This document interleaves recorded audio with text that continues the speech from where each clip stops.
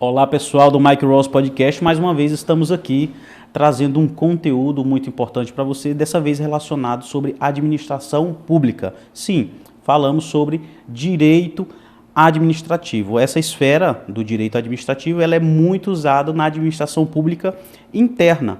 Hoje eu trouxe aqui uma pessoa que é fantástico a respeito da sua atuação enquanto esteve de vereador de até 2020, salvo engano. Isso. Até 2020.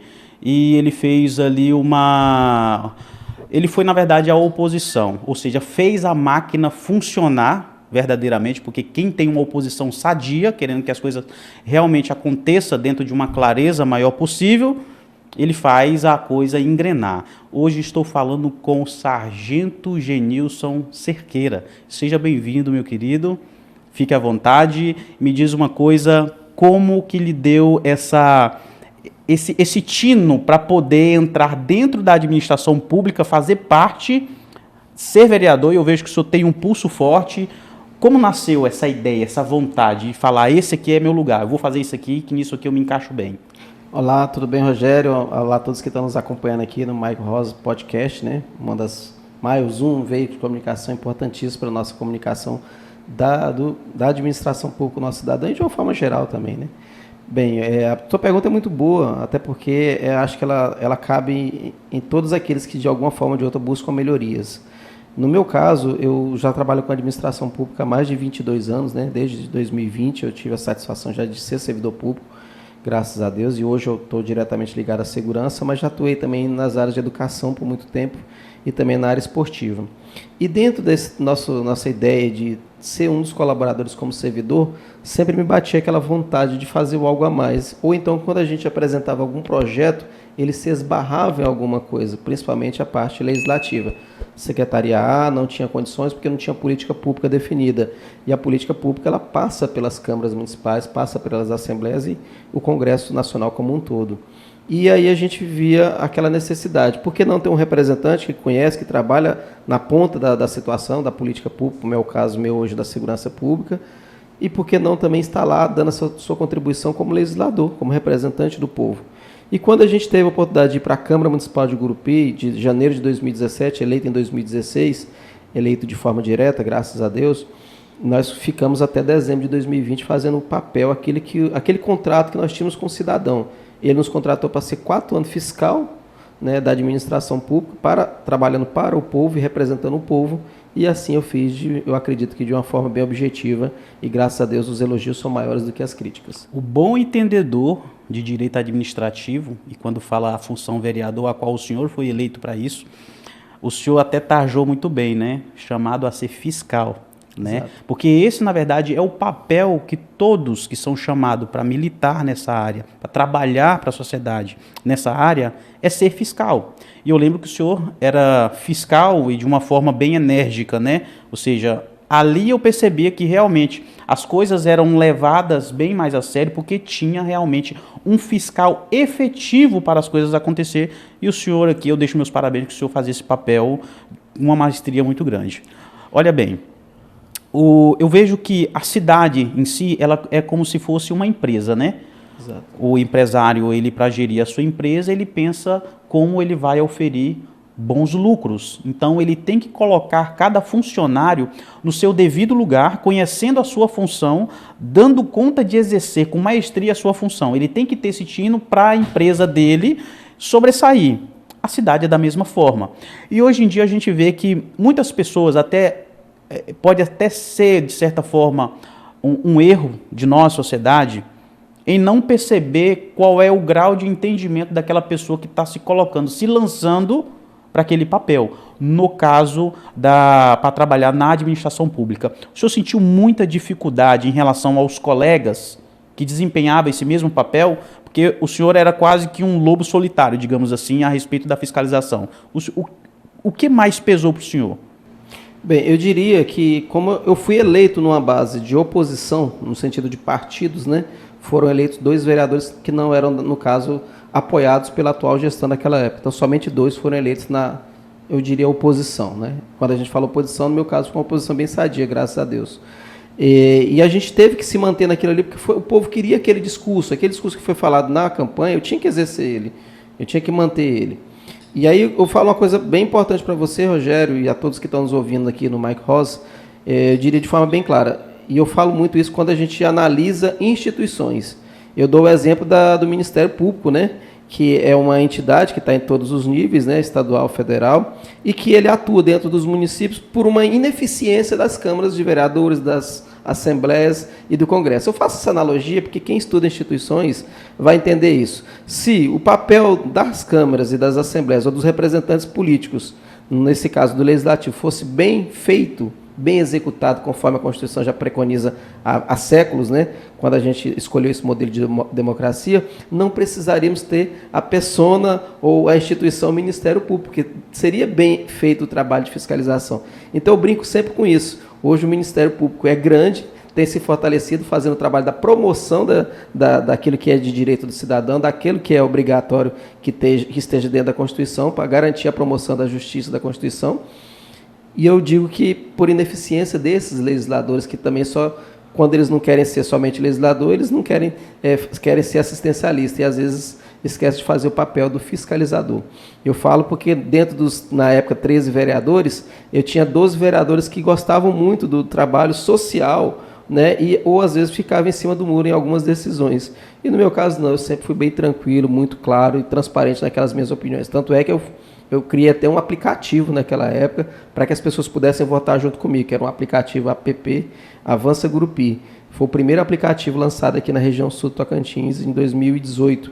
E era para justamente gerar uma possibilidade de que eu votasse conforme o que o cidadão queria, e não somente aqueles que me elegeram. Então, são práticas que você vê no dia a dia. Alguns buscam esse meio, né, de falar que é representante do povo, mas cuida de projetos sociais. E, na realidade, ele se desvirtua do papel, que o papel do parlamentar é legislar, é fiscalizar e representar o povo, né? Além dele também, dentro do seu papel secundário, servir também a administração pública. Ele não deixa de gerir a administração pública. O papel principal dele é justamente ser o legislador e o fiscalizador. Mas ele tem um papel secundário que é ajudar a gerir a administração pública. Assim como também o judiciário tem seu papel principal, né, que é promover a garantia da justiça social, assim como também o executivo tem de executar as políticas públicas, mas todo mundo trabalha para a administração pública como um todo. Perfeito. O seu entendimento e a sua clareza sobre o papel e a função é perfeito. Tá? A gente queria muito, né, não? O Paulinho está ali de trás das câmeras, a gente queria muito que, na verdade, existisse essa clareza para todos que se lançam e pegam esses cargos. Falta essa clareza. Por exemplo, se via, é sempre assim, é sempre poucos fazendo esse papel forte de fiscalizar, de mostrar para o povo quando não está sendo bem executado, quando está tendo erro na execução, porque a fiscalização é para isso, para não se desvirtuar, e existe realmente o que você falou, o assistencialismo, a politicagem em cima de uma outra politicagem para tentar permanecer no poder. No poder, tentar ali ficar, e ali ele vai para a área de que você pede, eu me dou, o que é que você está precisando? E, na verdade, não é essa forma de gerenciamento que a administração pública ela está precisando. Então, realmente, existe essa desvirtua o papel verdadeiramente para aquilo que o vereador ele foi chamado para fazer. Outra coisa muito interessante, hoje o senhor está em qual cargo? Qual é o papel atual do senhor hoje? Vereador já não é mais, né? Isso, exato. Hoje nós estamos do outro lado da casa, né? Nós estamos na casa da execução do serviço público. Eu estou hoje na Agência de Regulação e Fiscalização de Serviços Públicos aqui em Gurupi, que se chama a sigla AGRF. É uma instituição nova que foi criada, inclusive, em 2019, por meio de um pedido nosso, na época uma indicação nossa como vereador, e hoje, depois dela criada, eu estou tendo o privilégio de fazer parte dessa nova autarquia como presidente, né? Estamos presidente lá, e reforçando que é muito gratificante, né? Eu passei pela MTT recentemente, que também foi uma luta nossa lá enquanto vereador, e hoje eu presidi as duas entidades que eu ajudei a construir enquanto ainda legislador, dentro das indicações, né, do que cabia o vereador. Então, assim, tem um lado muito positivo com relação à legislatura de 2017 2020, isso vai para o ex-prefeito, né, que eu tinha uma clareza de que eu tinha que ajudar também a gestão pública, né? Então, minhas reclamações e meus questionamentos, minhas cobranças eram sempre pautadas também de sugestões. Então não adiantava reclamar do trânsito da minha cidade se eu ainda tinha apenas um departamento, eu não tinha uma autonomia de organização, que no caso seria uma autarquia, com orçamento próprio, com política pública própria, e graças a Deus deu certo com a criação da MTT. E assim como também hoje a gente fala da regulação de vários serviços públicos e não se tinha uma entidade dentro do município com diretrizes específicas para melhorar esse serviço. E a GRF é responsável hoje por isso, por universalizar esse serviço e garantir melhorias plenamente para todos os serviços públicos, incluindo os serviços de saneamento, que envolve abastecimento de água, esgotamento sanitário, a questão do resíduo sólido, e também vai entrar na drenagem, assim como serviços funerários, assim como transporte público coletivo, assim como também o abatedouro municipal de animais. Tudo isso vai, com certeza, um dia passar por melhorias e universalizações que a GRF já está começando agora. Deixa eu fazer é um pouco polêmico, né, a minha observação agora, mas é o seguinte: se criou um novo braço da administração para poder fiscalizar, correto? Essa criação seria a falha do efetivo dos vereadores no papel de fiscalizar? Não deixa de ser, Rogério. Bem claro, você bem falou, foi o que eu acabei de falar sobre a importância do Ministério Público hoje, né, entrando no espaço que foi deixado pelos parlamentares, pelos representantes do povo. Eu diria que não deixa de ser. Porém, a ideia das agências de regulação, controle e fiscalização é dar um núcleo de expertise maior para todos os serviços públicos. Você imagina se todas as secretarias tivessem a necessidade de ter um regulador, um controlador e um fiscal. Nós temos hoje, ao todo, 19 secretarias, entre autarquias e secretarias. Você imagina se nós tivéssemos que ter uma equipe para cada um deles? A ideia é que, no futuro, a gente tenha dentro dessa agência, assim como acontece com a ATR a nível de Brasil, a nível de Tocantins, perdão, tenhamos essa agência realmente estruturada, né, com toda a condição de fazer esse trabalho para todas as áreas do município. E aí vai gerar o princípio da economicidade, não mais despesa ou mais um pendurricalho de órgão ali, não. No caso, então, não geraria mais cargos mais efetivos? A ideia é para trabalhar sobre isso? Justamente diminuir essa carga para que uma legislação aplicada em um determinado serviço ela também seja útil para ser aplicada em outros serviços. Então, assim, a ideia de universalizar é isso, é garantir que todos tenham plenitude, mas que também gerem um princípio de equidade. Imagina se dentro do município nós temos 10 hoje serviços diversos, incluindo, por exemplo, a taxa de esgoto que está lá hoje dentro da administração, da infraestrutura, e que é regulada pela nossa parte hoje. Imagina a questão do resíduo sólido, imagina a questão do abatimento de animal, que está lá na finanças. Você pega, por exemplo, uma outra situação que está lá na MTT, que é o transporte. E se a gente gera um princípio de cobrança de tarifa lá, diferente, aplica-se uma diferente lá na MTT, aplica-se uma diferente na finanças e aplica-se uma diferente aqui na infraestrutura, vai quebrar o princípio da isonomia, né? Da equidade também. Exatamente. Até porque o cidadão ele não pode ser mais beneficiado numa parte e menos na outra. A ideia é que com o tempo a gente universalize todas essas revisões tarifárias, que ela seja justa e que ela realmente obedeça o princípio, né, de atender bem o cidadão. Já que está bem dentro dessa área, teve um tempo que foi muito levado na roda da conversa sobre a questão de tarifações nas contas de energia. Sim. Que eles estavam vindo com cobranças indevidas. Correto. Isso já se cessou ou você ainda vê vestígio de algumas ilegalidades dentro dessas cobranças? Uma das aberrações que existe no serviço público com relação às concessões é justamente a energia. Hoje a energia elétrica ela é totalmente regulada, controlada e fiscalizada por órgãos federais. Ela não pode passar pelos estaduais e pelos municipais. Lembrando que toda prestação de serviço ela se esbarra dentro do município. Exato. Isso é uma coisa natural. Então, a gente ainda está tendo dificuldade porque eles compram energia em modelo de consórcio, em leilões, né? E aí você termina que eles aplicam a legislação do mesmo jeito que aplica no Oiapoque, que aplica lá no Chuí. E isso é ruim para quem quer melhorar o serviço. Igual Exato. Aqui em Gurupi, graças a Deus, a gente tem um índice de reclamação muito pequeno. Mas você imagina que nós, tocantinenses, somos autossuficientes em produção e nós ainda temos uma regulação daqueles estados que às vezes não tem nenhum tipo de produção de energia elétrica. Então isso gera, o que eu diria, um entendimento de subsídios cruzados. Seria um incentivo? A nível de governo de união, a nível de governo de união é gerar uma equidade para nível de Brasil. Mas para nós que somos regiões, né, quando a gente fala de desenvolvimento regional, a gente vê uma desigualdade. Porque você imagina um cidadão comum que vê a energia sendo produzida bem aqui em Poeiras e de repente ele paga a energia mais cara do país, né? Uma das mais caras do país.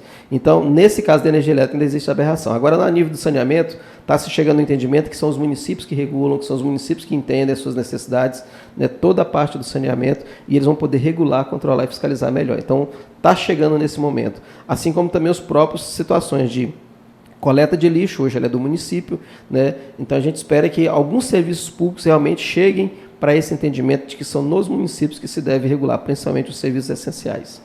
Ótimo. Essa autarquia que foi criada, a qual o senhor hoje faz parte, ela vai fiscalizar também os nossos fiscais, chamados vereadores? Não, ela não tem poder sobre essa situação, até porque somente Ministério Público e Tribunal de Contas, né, que tem algum tipo de participação que a gente chama de controle externo, né, fora da Câmara. Então, não existe uma ideia de que qualquer ente do município, da administração pública, supervisione trabalhos de vereadores. Até que chega até que criaria uma guerra ali, né? Sim. Não, mas aí é onde entra a situação. Eu acho que o maior fiscal da Câmara tem que ser o povo. Exato. Eu penso que o maior fiscal da Câmara tem que ser o povo, até porque eu respeito todos os 15 vereadores que lá estão, venceram, estão lá pelo voto direto, né, pelo voto democrático, num país que nós vivemos aqui hoje com democracia plena. Mas eu volto a dizer que o melhor fiscal da Câmara Municipal, das Assembleias, do Congresso como um todo, é o próprio povo. Tem que ser cobrar dele, né, não somente daqueles que o elegeram, mas a sociedade como um todo. Os compromissos que foram feitos durante a campanha, né? E assim eu digo que aqueles que realmente entendem esse papel vão fazer um bom trabalho. Exato. Devem fazer. Olha, a gente está dentro dessa conversa aqui e o nosso propósito maior, na verdade, é levar para o povo, né, a arma que até às vezes eles não sabem o potencial que ela tem e como eles usarem essa arma.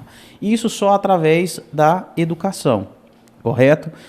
Hoje, o Mike Ross Podcast, ele pega esse conteúdo jurídico, traz pessoas que são gabaritadas no assunto para cá, para falar, para levar para o povo o que realmente está acontecendo, onde é que estão os seus direitos, onde é que são os seus deveres. E um dos grandes deveres que ele não é compreendido ainda pela grande população é em relação à administração pública. Correto. A gente existe essa falha. Às vezes uma pessoa que ela é colocada e ela não faz o seu papel porque ela não foi devidamente observada pela população se ali realmente é o local dela ou não.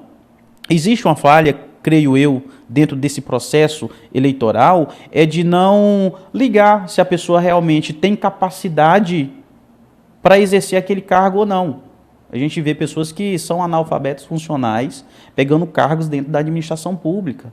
Você está pegando a maior empresa que tem e coloca uma pessoa que não tem capacidade técnica, capacidade científica para poder gerir aquela grande empresa que é a cidade que ela habita.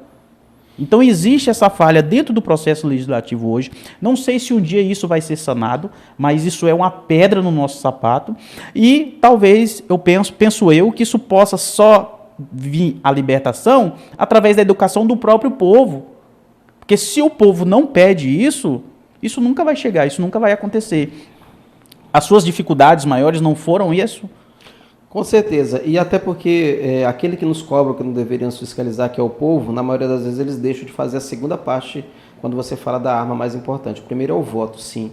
O segundo é a cobrança durante aqueles 4 anos, durante aquele mandato. E às vezes eles deixam de fazer esse trabalho, porque é a cobrança do povo que faz o vereador sair da cadeira. Eu garanto para o senhor. E não, já dizia Ulisses Guimarães, não existe político em geral, ele sente medo, não é de uma cobrança individualizada de A, de B, ou de um tribunal de contas, ou de alguém que faz o controle externo, como é o caso do Ministério Público, mas é da força do povo, sabe? A força de um questionamento, uma discussão que sai de uma comunidade pequena e ela se torna, às vezes, uma discussão coletiva, ampla na cidade toda. Então, esse é o detalhe. Mas eu queria te deixar bem claro sobre uma coisa quando você fala sobre o entrar, ou ser aprovado no processo, no escrutínio popular, que é o voto. Eu diria que tem um outro papel aí. Eu poderia, às vezes, falar aqui 2 horas contigo sobre democracia e justiça eleitoral e partidos, organizações partidárias. Ainda é o melhor modelo. Ainda é o melhor modelo que nós temos hoje, entendeu? Desse formato nosso aqui de democracia, de escolha direta. Não tem outro modelo no planeta que ainda é mais perfeito do que esse. Ah, Genilson, em 2017 você não foi de forma direta, teve 3 candidatos, teve mais voto que você foi por legenda. Foi por legenda não, foi pelo voto do quociente, a sobra, fui. 2020, Genilson, você foi o 10º mais bem votado e não foi. Não fui, tinha 15 vagas. Por quê? Porque a ideia de partido é você se aglomerar no meio de um grupo de pessoas e a primeira aceite seu vai ser naquele grupo de pessoas. Porque você não pode deixar um ratinho da vida de repente, né? Eu quero ser senador lá no Tocantins amanhã, que é um cara que eu gosto, um cara que é polêmico, né? E amanhã vem sozinho para cá para o Tocantins e registra a candidatura de senador e ganha para o Senado. Ah, eu tenho um cara que é um fenômeno no esporte, de repente, né, vou lembrar aqui do tênis aqui, do nosso amigo, olha, fugiu o nome agora, campeão do tênis lá, foi campeão mundial, Roland Garros e tudo mais. De repente, é o Guga não, né? É o Guga. De repente ele fala assim, eu quero ser senador no Brasil, em algum lugar. Eu vou lá no Tocantins, sou querido, chego lá sozinho, registro a candidatura e ganho. Esse processo ele não pode existir, ele tem que passar por um crivo de aquele prazo de 1 ano, de estar num partido político, de estar num lugar onde as pessoas o aceitem e feito uma assembleia, né? Lá Exato. Naquele partido eles falam, olha, entre 20 e 30 pessoas ou 1 milhão de pessoas, aquele cara é uma boa indicação. É a primeira vez que ele começa a vencer quando ele passa pelo crivo da assembleia partidária. Então, a ideia de partidos eu não posso dar só para um partido que é campeão de votos, igual aconteceu agora para deputado estadual, todas as vagas da Assembleia Legislativa. Eu dou 5 vagas para o partido que foi mais bem votado e vou dar uma para um partido só que está lá na pontinha, pequenininho, porque aí eu garanto o equilíbrio da democracia, do debate. E quando a gente fala do cara que é analfabeto, funcional, o cara que às vezes não tem condição técnica de estar lá debatendo um determinado projeto de lei, chega a alguma coisa muito poderosa na área de finanças, de impostos, o cara não entende, eu acho que o erro não é o povo ter votado num cara muito simples, sem conhecimento, não. O erro é do cara não ter se preparado.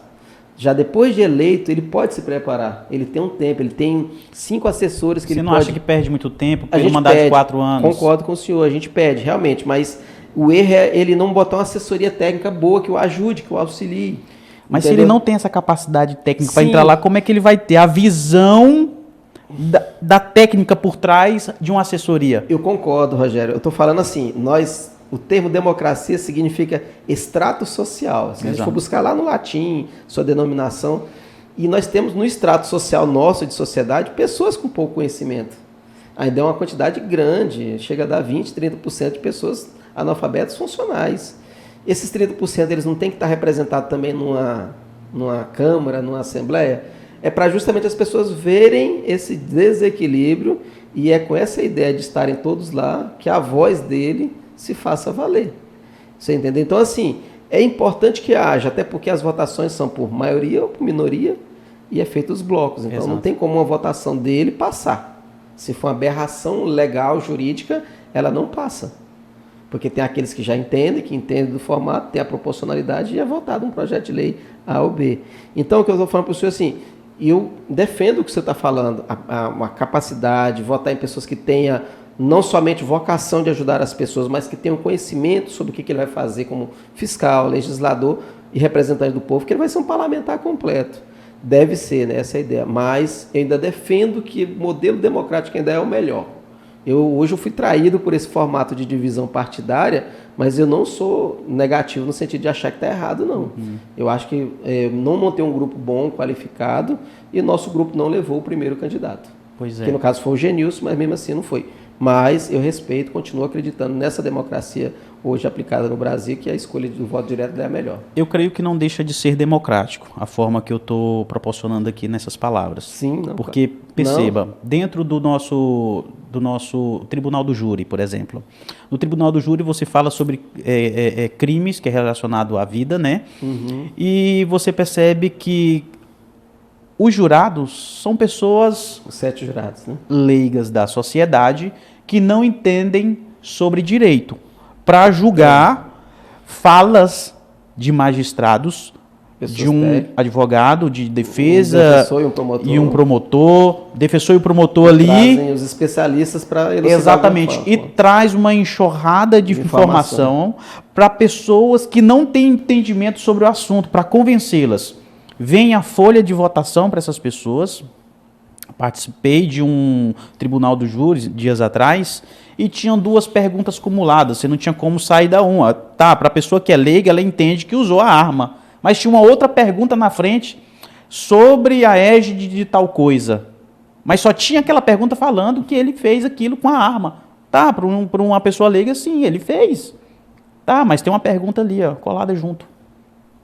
Ele vai reclamar como se ele não tem conhecimento técnico? Ah, chegou a hora de votar, vou votar. Então, são processos extremamente importantes que tem dentro da sociedade que você vê que não existe um filtro. É isso que eu digo. Não tira a questão democrática. Existem pessoas que têm o dom da palavra que se confunde com o dom de ser político. Porque na hora que você vai ver capacidade técnica dele, de conhecimento sobre a área de direito administrativo, é 0. Então ele fala bem, ele se expressa bem, e um grupo de pessoas acha que está dentro dos anseios dela aquela pessoa que representa. Agora, eu falo é a questão de conscientizar a sociedade que dentro do grupo de pessoas delas ali, pode existir pessoas dentro daquele grupo que têm capacidade. E ela tem que escolher aquela pessoa que tem a capacidade.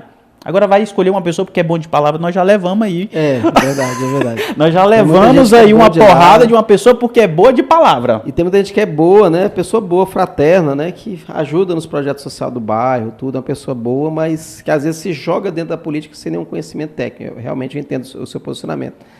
E volto a dizer, e tem aqueles também que às vezes tem só lábia, né? E às vezes não tem nada de fraterno, não tem nada disso. Uma perguntinha aqui um pouco mais íntima. Sim. É Lula ou Bolsonaro? Bem, eu diria para você de forma bem clara e objetiva, né? Eu não acredito que todo um sistema judicial que aconteceu dentro do nosso país, respeitando todas as instituições necessárias de primeira, de segunda instância, de terceira instância, tenha se equivocado quando investigaram mais de 238 casos e com mais de 14 condenações. Não tem condições. Eu acho que o Brasil está num caminho entre escolher caminhos, né, de ideologias, e eu volto a dizer para as pessoas, eu vou votar naquele que mais se parece comigo. Você também que está em casa aí, vote naquele que você acha que parece mais com você. Você vota em quem?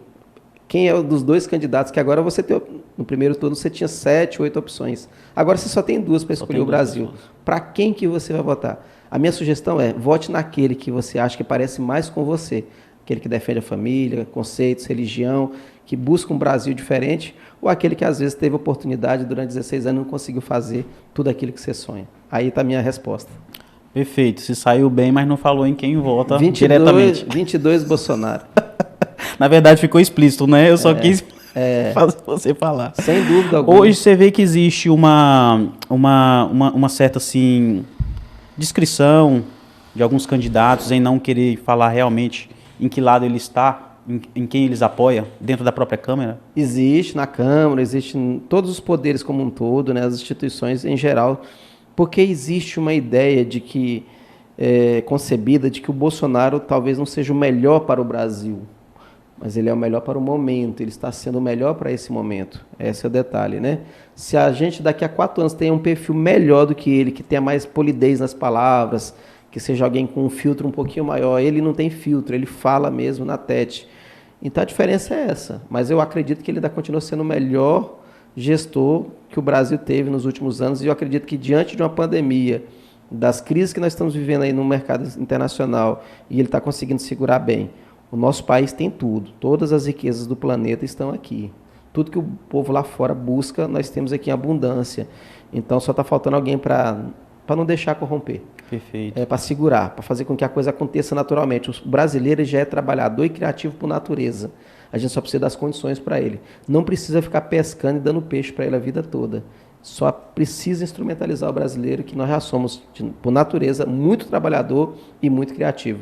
E os outros governos não, estavam acomodando parte desse sentimento dos brasileiros e achando que assistencialismo é algo que nos leva a algum lugar, e não é.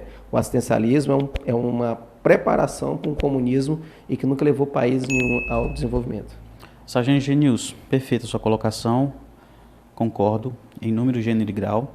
Hoje o senhor, militando dentro dessa autarquia, na área dessa fiscalização, existe algumas mazelas dentro da nossa sociedade grupiense, e uma delas que eu queria comentar com o senhor é a respeito de alguns PADs, alguns processos disciplinares que houve aqui dentro sobre alguns diretores de algumas escolas aqui dentro de Gurupi. Bom, Correto. o mandado deles finaliza agora esse ano. E esses processos ainda não foram julgados. Correto. Estão na área administrativa ainda. Pela ótica na sua visão, como que a prefeitura hoje está enxergando a situação desses professores pela ótica da impessoalidade? Bem, eu diria que a gestão como um todo ela já age de forma impessoal, de forma bem objetiva e clara. O procedimento administrativo disciplinar foi aberto justamente por falta de uma execução daquilo que for ordenado. Imagina você tendo dentro da sua casa um filho que você passa uma determinada orientação e é uma ordem legal, o pai para um filho, e de repente ele não cumpre aquela ordem. É óbvio que o pai vai querer disciplinar. Isso acontece na minha casa, acontece na sua e no meu meio militar acontece todos os dias. Exato. Eu já respondi diversos procedimentos e todas as vezes eu fui absolvido, graças a Deus. Mas por quê? Porque foi exercido o papel. E a melhor forma, em vez de você ficar fazendo perseguições pessoais, igual você falou, para buscar impessoalidade, vamos abrir um procedimento legal para apurar.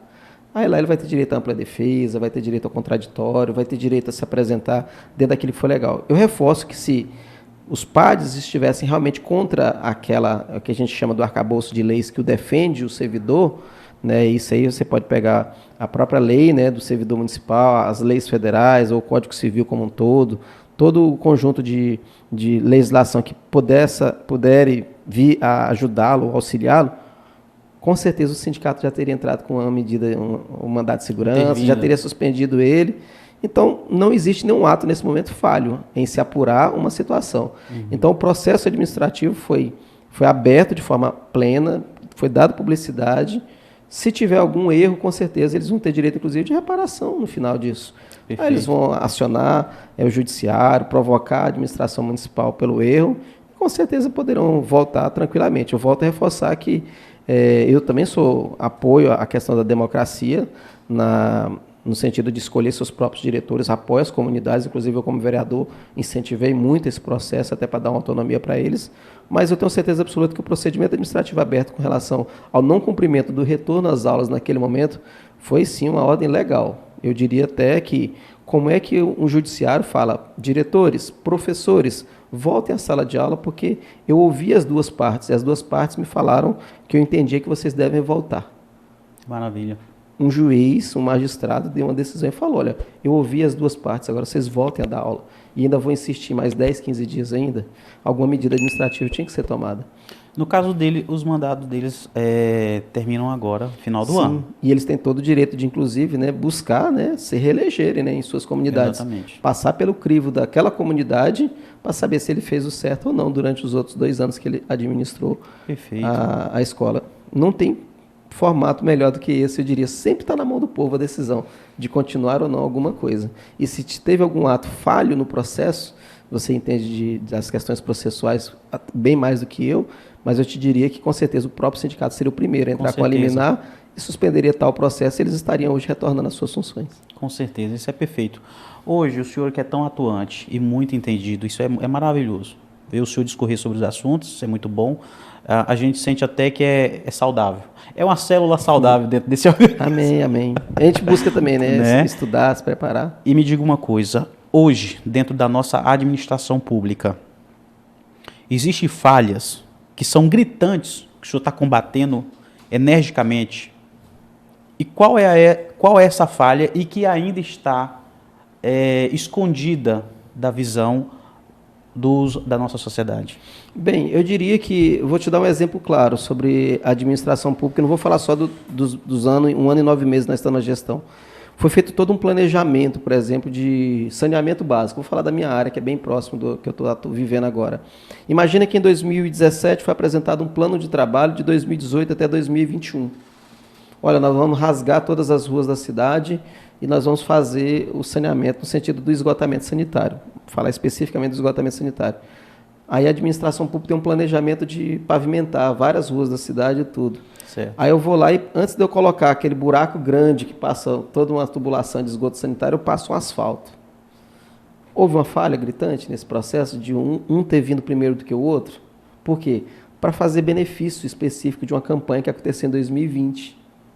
Exato. Correto? Imagina se eu estivesse fazendo todo o recapeamento ou asfalto novo na cidade depois de ter passado o esgoto sanitário naquela rua. Eu não teria um pavimento que ia durar 10, 15 anos a mais? Bem mais. Mas não, eu precisava acelerar um processo para garantir um processo de votação que aconteceria em 2020 para beneficiar A, B ou C. Estou te dando um exemplo de uma falha que para mim é enorme. E olha que eu estava correndo, obrigando a BRK a continuar trabalhando, a fazer melhor seu serviço. Naquela época, inclusive, fui presidente de uma CPI, a primeira do Tocantins, que começou e terminou dentro de um legislativo, independente se estadual ou municipal. E a gente via essa aberração, para você ter ideia. Então, assim, hoje eu vejo que muita coisa que a gente está cortando hoje foi feita 2 anos atrás, em pleno período de campanha, e com serviço de péssima qualidade. Eu, como vereador naquele ano, sozinho, para ficar rodando as obras que o município fazia naquele período, principalmente 2020, foi o ano eleitoral, meu Deus, você não dava conta. Então, assim, muito asfalto de péssima qualidade. A Avenida B, por exemplo, quem conhece o setor Nova Fronteira, é um asfalto de péssima qualidade. Hoje, enfim, o município de Gurupi entrou com ação contra a empresa que executou aquela obra. O mercado municipal, até hoje, apresenta vários problemas que a administração dessa gestão está correndo contra essas empresas que fez esse serviço mal feito lá, naquela época, né, ou parte desse serviço mal feito, e a gente não conseguiu fazer essas entregas para a sociedade ainda. Né, o mercado municipal ainda não está plenamente. Essa gestão que vai conseguir fazer essa entrega. Maravilha. Então, assim, do mesmo jeito a Avenida B, você pensa na avenida daquele tamanho, se tem uma ciclovia, né, ela pega lá na Vila Íris ali, vai chegar lá no final do Bela Vista, não tem uma ciclovia, correto? Então, a gente tem que organizar uma maneira de que a gente corrija essas falhas do passado, né, para que a gente possa, no final de 4 anos, colher os resultados de uma boa gestão. E olha que eu vou falar para o senhor, não é fácil. A prefeita Josi Nunes, ela teve 2 desafios. O primeiro é pegar uma gestão, né, ela vindo do legislativo, ela é uma pessoa muito pública, muito próxima das pessoas, né? Ela é uma pessoa que todos os 7 dias por semana está correndo, visitando as igrejas, as feiras, ela está ouvindo a sociedade. De um outro processo que se chama rompimento, falta de sequência. Lá no princípio da administração fala da questão da continuidade, algo que não existiu da gestão passada para essa. Então, assim, a gente teve dificuldade de informações, de documentos, de continuidade de processo, quase tudo parou em novembro do ano de 2020. Quando chegou 2021, a gente pegava tudo do zero. Então, assim, a gente teve 2 problemas muito grandes. E isso atrapalhou o nosso primeiro ano. No segundo ano, agora, a gente conseguiu botar 17 frentes de obras aqui na cidade, está correndo essas frentes de obras. E tenho certeza que no final de 2024 a gente vai fazer muitas entregas à sociedade daquilo que a gente viu que conseguiu fazer. Se tivesse tido a transição de forma correta, né, benéfica à sociedade ou à própria administração, talvez nós estaríamos entregando até mais coisas ainda do que tudo que a gente sonha que essa prefeita quer, assim como o seu vice-prefeito também, Gleidson Nato. Perfeito. Eu deixo até aqui um convite para a prefeita Josi Nunes, que se ela se sinta convidada para estar aqui no Mike Ross Podcast, trazendo a sua visão de como ela está administrando dentro desse viés, como a gente está trazendo aqui, do direito administrativo. Ela tendo pessoas como o senhor ao lado dela, com esse entendimento, essa sagacidade a respeito da administração pública, mais pessoas como você seria muito bem-vindo para dentro da administração pública, né? E fica aqui meu convite para ela vir aqui. Outra coisa que eu queria falar, dentro da nossa administração pública, em relação a levar o conhecimento para a sociedade, eu vejo que existe um atraso de informações que beneficiam a sociedade. Vou dar um exemplo e vou chegar lá. Existiu aí um benefício para os caminhoneiros. Amanhã vence, o último prazo é amanhã, para você fazer o cadastro e sacar um benefício que é pertinente aos caminhoneiros. Eles ficam sabendo um dia antes. Estoura essa informação do nada. Benefício caminhoneiro, não estava sabendo, não, fulano me falou.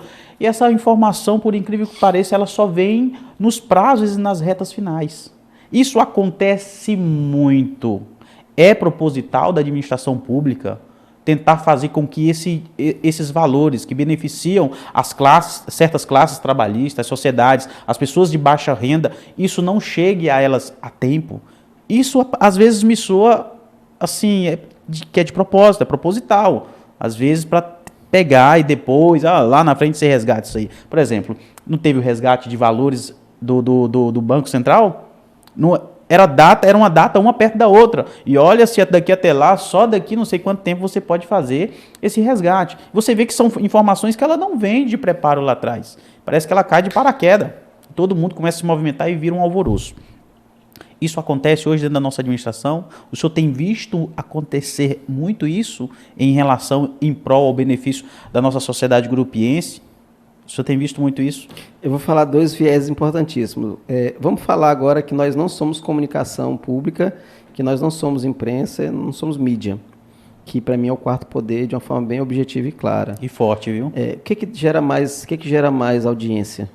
Falar do cara que quebrou uma perna no acidente, do médico que estava dentro da ambulância que teve um acidente, ou falar da tarifa social para 3.448 famílias, que se ela não se atualizar dia 30, ela perde?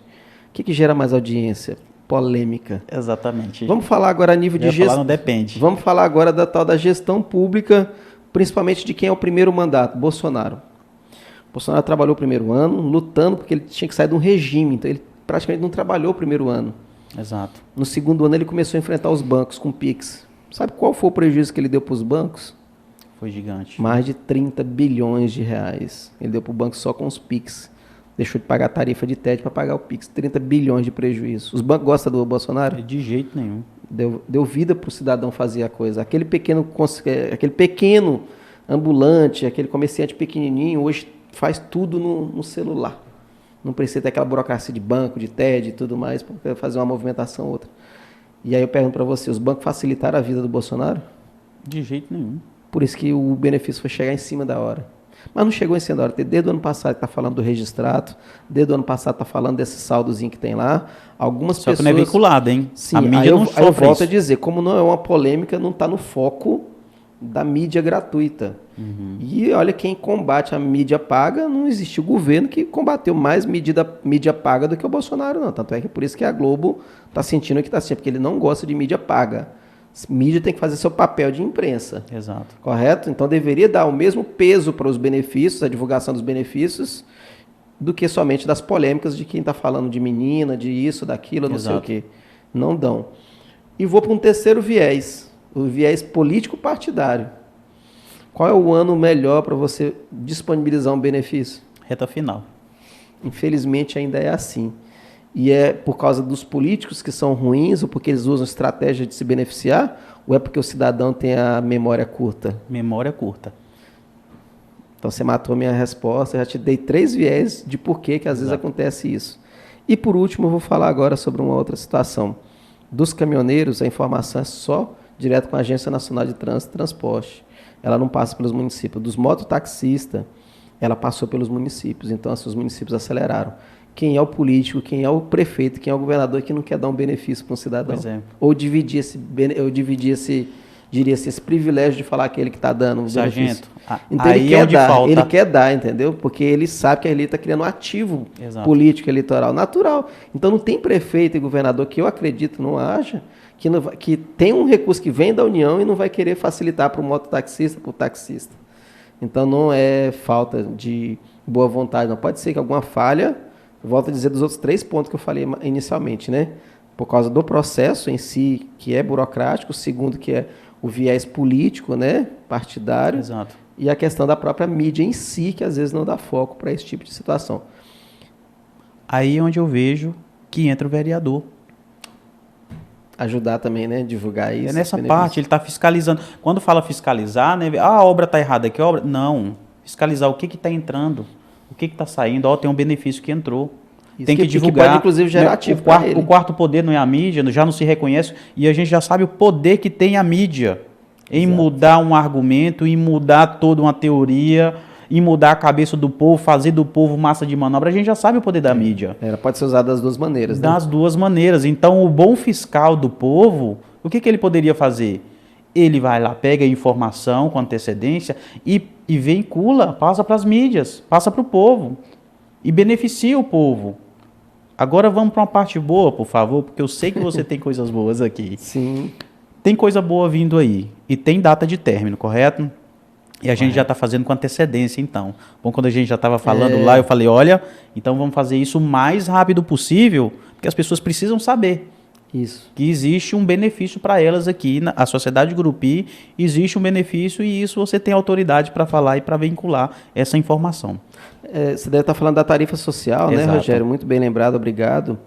E nós temos até o dia 30 agora de outubro, né? Então, assim, a gente reforça aquelas comunidades que divulguem em seus bairros, os seus amigos, as pessoas que precisam tanto desse benefício. A tarifa social é um benefício que é dado pela legislação de saneamento, assim como também os municípios e os estados participam de forma direta, para que essas pessoas que têm casas menores, abaixo de 100 metros quadrados, que estejam cadastradas no NIS, né, que é aquela pessoa que é enquadrada, né, de baixa renda, que é enquadrada de interesse social.